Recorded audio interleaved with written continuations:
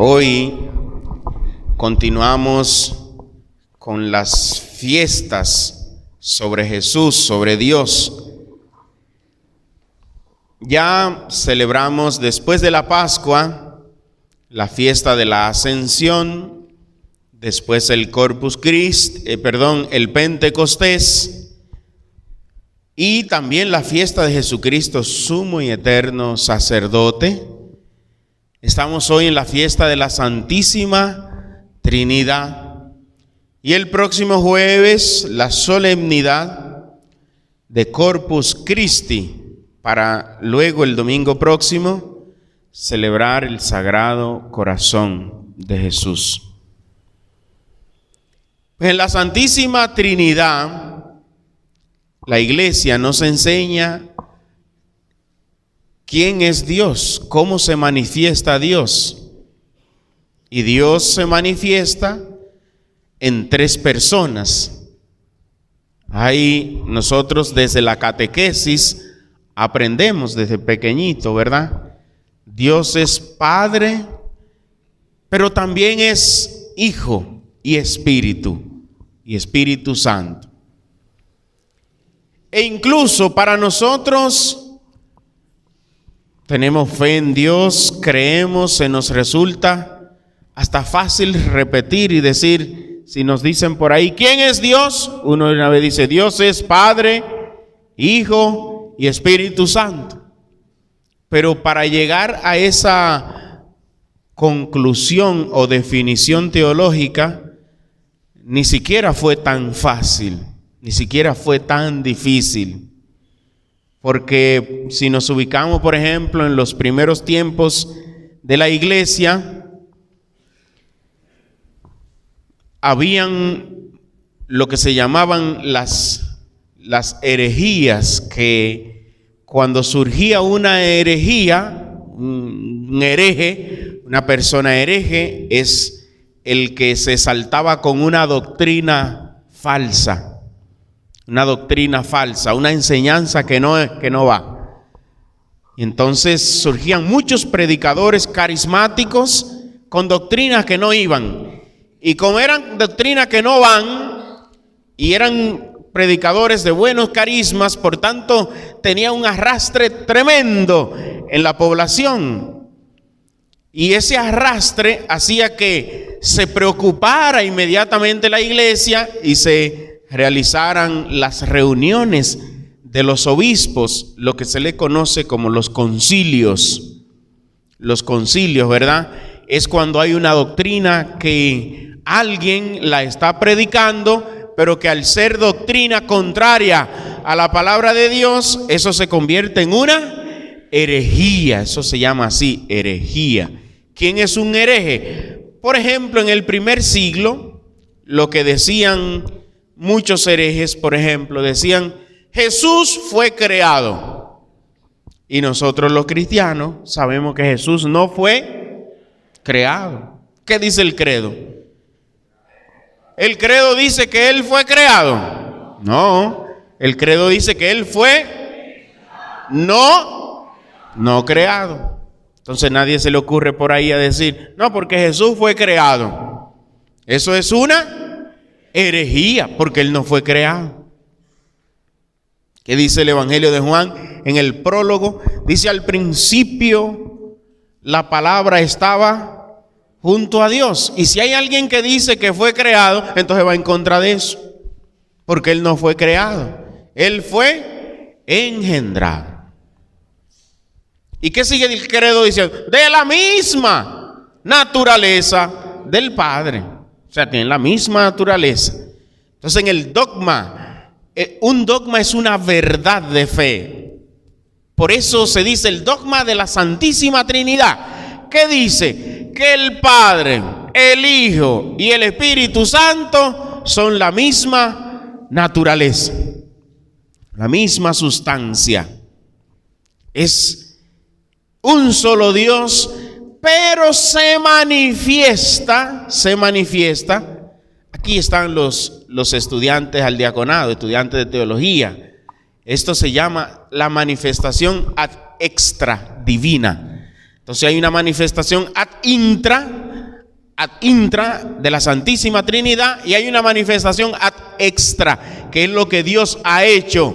Entonces, esa manifestación de Dios para afuera, Él se manifiesta como Padre, como Hijo y como Espíritu Santo. Ese es Dios. Entonces, miren, estas explicaciones que corresponden más a veces a una aula de clases que a una homilía, pero también hay que clarificarla, porque en los primeros tiempos de la iglesia habían muchos problemas de estos, pero también hoy ustedes se encuentran en la calle con gente que tiene lío teológico y de confusión, que eso no tiene madre. Todavía hoy, desde ese tiempo, porque si una gente dice que Jesús fue creado, entonces lo distingue, dice, no es el Padre, entonces no es Dios igual. Y si no es Dios igual, entonces el que murió en la cruz, ¿quién fue? Entonces ahí eso se crea un grupo de problemas. Y ustedes han escuchado personas que quieren distinguir eso, porque y sobre todo las corrientes protestantes que han dicho que María no es la madre de Dios. Fíjense cómo eso va todo conectado, porque si Jesús es la misma sustancia del Padre, del Hijo, es el mismo Dios, ¿a quién fue que los romanos mataron en la cruz? Fue a Dios en la persona del Hijo, de Jesús. Entonces, si ese que murió en la cruz y que también resucitó es el hijo de una mujer, ¿cómo se llama esa mujer? María. Entonces, hay una definición teológica que dice que María es la madre de Dios. Y los griegos le llamaban así en griego, una palabrita en griego que se dice la Theotokos. ¿Cómo se dice en griego? No, ustedes no están en eso. Aprendan griego también. La madre de Dios, ¿cómo se dice en griego? Theotokos. Esa es María.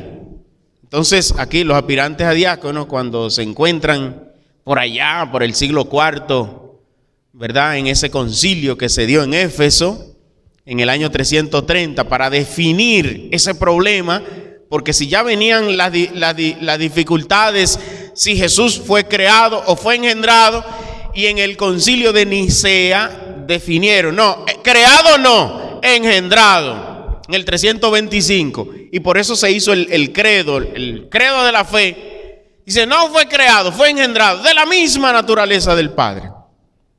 Entonces, pocos tiempos después, hay que decir también, lógicamente, que María es la madre de Dios, porque es la madre del Hijo. Entonces, madre de Dios, ellos lo definieron no en español, sino en su idioma, que se llama griego, la Theotokos, la madre de Dios. Y por eso nosotros decimos en el rezo del rosario, Santa María, ¿qué más? Madre de Dios. Es una definición que a usted le pueden decir, ¿eso está en la Biblia? Pues sí, está en la Biblia, no de manera directa, pero de manera indirecta y teológica. Eso está en la Biblia, no hay invento ahí, no hay un invento. Ahora, la primera parte del rezo del rosario, cuando decimos Dios te salve María, llena eres de gracia, el Señor es contigo, son frases bíblicas que usted la puede ir rastreando en el Evangelio. Pero ya la segunda parte, Santa María, algo que María es santa, es la Theotokos, madre de Dios, ruega por nosotros que somos pecadores. Eso está en la Biblia, también está en la Biblia, somos pecadores, ahora y en la hora de nuestra muerte. Una oración hermosísima. Pues ese es Dios, hermanos y hermanas. ¿En qué nos empata esto en nuestras vidas? ¿En qué nos ayuda? Porque ese Dios que es tan grande, la primera lectura nos dice que es misericordioso. Entonces hay que conjugar. En la primera lectura nos dice que ese Dios es grande pero misericordioso. La segunda lectura de la carta de Pablo a los Corintios dice, ese Dios que es grande es cercano a nosotros. Es cercanía a nosotros. ¿Y por qué la Biblia hace esto? ¿Por qué esa enseñanza tremenda? Porque nosotros tenemos registrado aquí en nuestra cabeza que todo lo grande como que está lejos. ¿Sí o no? Si tenemos a una persona por muy grande, como que la tenemos como lejos. Como que no está tan cercano a nosotros. Y es que esa persona es muy poderosa, es muy grande. Eso ya como que lo pone como un poquito lejos. Esa es la lógica humana. Si usted ve un deportista de eso, que son mundiales, ¿cómo uno lo ve? Como alguien que está por allá, que es poderoso. Si usted ve un político de eso que es grande y que son unos líderes, pero ya eso hace que uno lo tenga como por allá, porque es una persona grande. Un líder religioso también, el Papa, por ejemplo, uno lo tiene por allá porque es grande, porque esa es la lógica humana. Y Dios, que es grande, tan grande que los hebreos evitaban decir el nombre de Yahvé. Y ellos no querían pronunciar el nombre de Dios. Y como evitaban pronunciar el nombre de Dios, entonces aparecieron otros nombres para Dios en el Antiguo Testamento. Y esto tiene una verdad trascendental. ¿Por qué? ¿Cómo se llama Dios? Según el Éxodo, Él es Yahvé. Dios es Yahvé. Y los hebreos evitaban decir el nombre de Dios para que se mantenga lejos. Porque nombrar a Dios era hacerlo presente, ahí, real. Y tenían miedo, el temor a Dios era tan grande que no mencionaban su nombre. Nombrar a Dios es lo que nosotros hacemos cuando iniciamos la Eucaristía. ¿Cómo comienza el sacerdote la Eucaristía? ¿Cómo decimos en la Eucaristía? El sacerdote dice, en el nombre, sigan.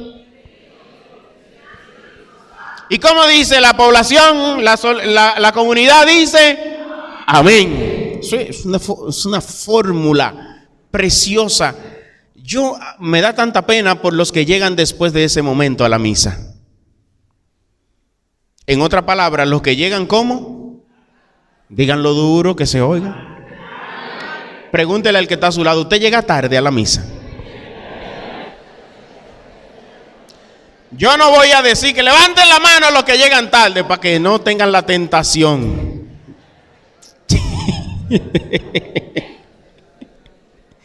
Porque el que llegó tarde a la misa se perdió, ¿qué cosa? ¿Qué significa que digamos en el nombre del Padre y del Hijo y del Espíritu Santo que hacemos presente aquí en la asamblea litúrgica? ¿A quién? A Dios. Pero no es un Dios que está sencillamente, no, lo hacemos presente en nuestro corazón. Porque Dios nos ha enseñado en Jesús que Él es grande, pero también es misericordioso y cercano. No como lo tenían los judíos, lo tenían por allá lejos. Y Dios era el lejano, el que no estaba aquí y que le teníamos miedo. Y por eso ni siquiera mencionábamos su nombre. No, en el cristianismo, Él nos ha enseñado que Él es cercano. ¿Ustedes saben por qué? Porque Él no vino a señalar, ni a condenar, ni a juzgar a nadie. ¿A qué fue que Él vino?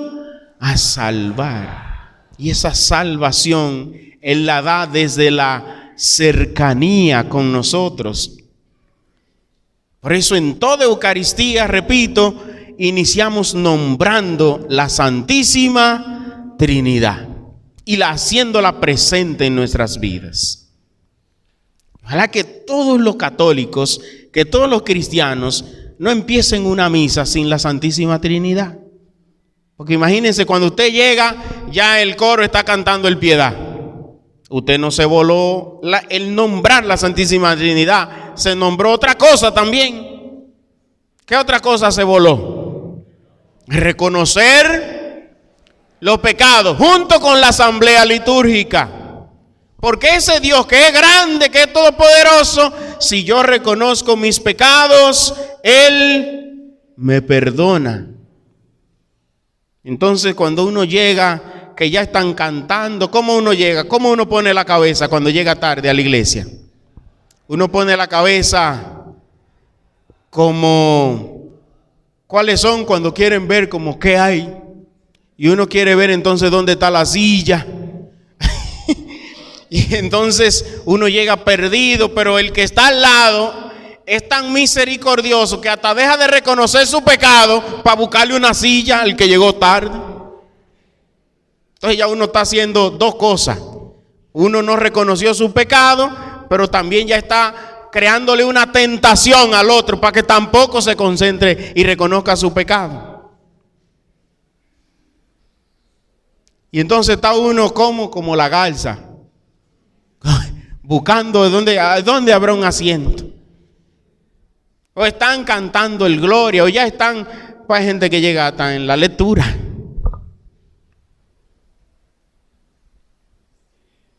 El nombrar la Santísima Trinidad de Dios, bíblicamente es hacerla presente ahí. Y cada cristiano, desde que se levanta en el día, lo primero que hace es, antes de poner los pies sobre la tierra, decir, en el nombre del Padre, y del Hijo, y del Espíritu Santo. Y si esto usted lo hace con plena conciencia de lo que usted está haciendo, miren, sellado. Ahora, si usted lo hace por pleno, vamos a decir, cumplimiento, y como dice Monseñor Lorenzo, una musaraña rara y corriendo. Pero cuando usted tiene plena conciencia, cuando usted dice en el nombre del Padre, y del Hijo, y del Espíritu Santo, usted está nombrando a Dios en su vida. En su vida. Usted está nombrando al Señor en su vida. Y a nosotros hasta nos ha hecho daño, porque vemos que la gente ha relajado tanto eso. Y usted está viendo un juego de pelota y antes de pararse un bateador, como que lo primero que hace, ¿verdad? Una musaraña rara. O que poncharon uno, el pitcher se siente tan contento y ahí hace algo raro. Y después estamos nosotros que hasta para empezar rosario también hacemos una cosa ahí, corriendo. En el nombre del Padre y del Hijo y del Espíritu Santo. Ahí se está hablando de Dios. Ese Dios que es grande, pero misericordioso y cercano. La lógica humana es que lo grande tendemos a verlo lejos. Esa es la lógica humana. La lógica de Dios es que Dios es grande, pero es cercano a nosotros y está con nosotros y es misericordioso y nos perdona siempre los pecados. Nos perdona siempre los pecados. Pues pidamos a Dios en este domingo de la Santísima Trinidad de Dios, para que sea Él que nos haga vivir la cercanía y la misericordia de Dios siempre. Amén.